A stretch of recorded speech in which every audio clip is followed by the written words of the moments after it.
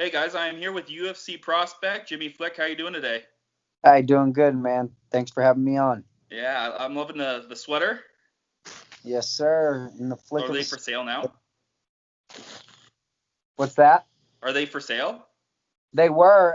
Everybody. I do pay and pre-order, and I Okay. took orders for over a month, and then I put them in. Too many people say they want shirts, and then when I buy them, then they don't get them. So now all I do is take pre-orders. Okay, I'll have to get you a pre-order to get me one going. So I really appreciate you on the show, and yeah, that's an awesome shirt or sweater. So yeah, I just want to say, so you fight Nate Smith. Do you know much about him? No, Nate Smith is the guy I fought on the Tuesday Night Contender. Oh, Um, sorry, I'm getting my bad. My bad. I'm getting ready to fight Cody Durden.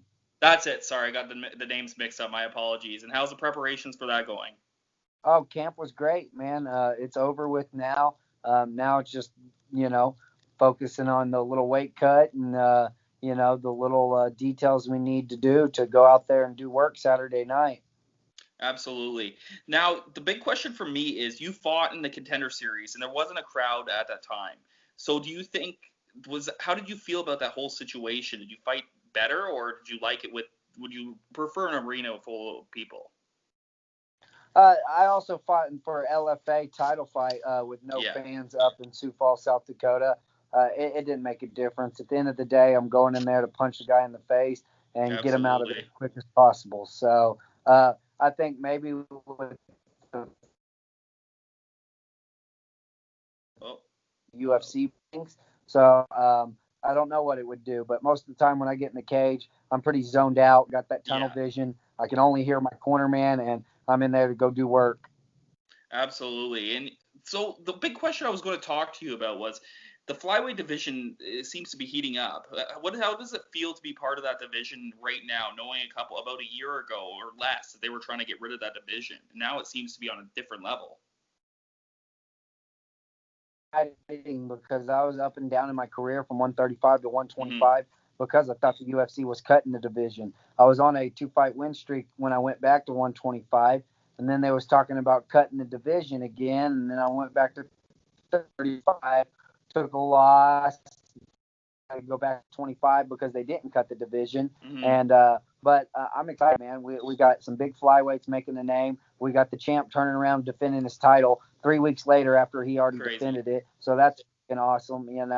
And if Cody Garbrandt's able to come down to 125 and make way, it's just going to bring more fans to the flyweight division. Yeah, the whole situation is insane. Like in a way, you got to go like, was it Henry Cejudo that really helped the division? Yeah, for sure, man. Absolutely, because it made a statement over Dillashaw. Now that being said, are you looking to go back up to bantamweight? No, not anytime soon, man. I'm looking to stay at flyweight. That's where I belong, and that's where I feel I'm my best. And you do you have an easy cut there? Um, uh, Easy cut to 135. I can make 35 Yeah, pretty easy. 125, it gets a little tough, but this training camp, I had a lot of time to focus on training, and my job let me off early, and the weight cut's been perfect, man. And I'm gonna have a good weight cut going into Friday morning, and we'll have a good recovery, and we'll put some weight back on, and everything's great and on point. perfect. And are you nervous that like you kind of had the contender series going for you, which I look at as a UFC debut. They're saying this is your UFC debut. Do you already feel like you already had it, or how do you feel about that whole situation? Because the contender series is technically UFC.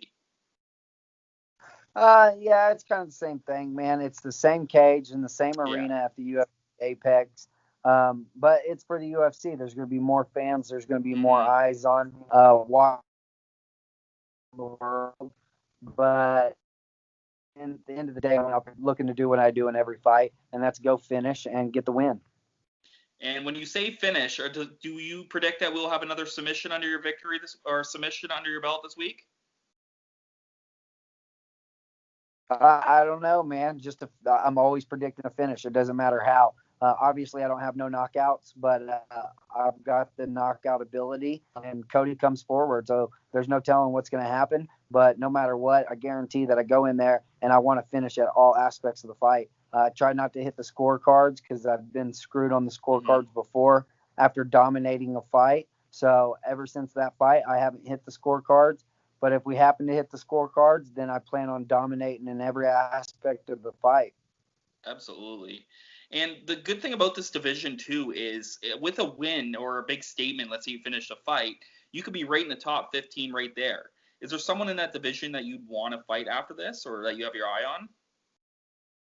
Yeah, we want to get past Cody Durden, obviously first. We're not looking past him at all. But if I Hmm. can, I've been trying to call for the Brandon Royval fight. I've always wanted to fight Brandon Royval. I was supposed to fight him for the LFA title, and something happened, and for some reason I didn't get the fight after I accepted it. So now that he just came off of a loss, and if I can come in and get a win, maybe that's a fight I can make happen. Exactly. And I see with a big win this weekend that you'd probably get into the top 15. Um, I Yeah, and I really appreciate your time today. I hope you kick ass this weekend, and I'm definitely going to be pre-ordering the shirt. All right, man. Thanks. I really appreciate it, and thanks for having me on. No worries.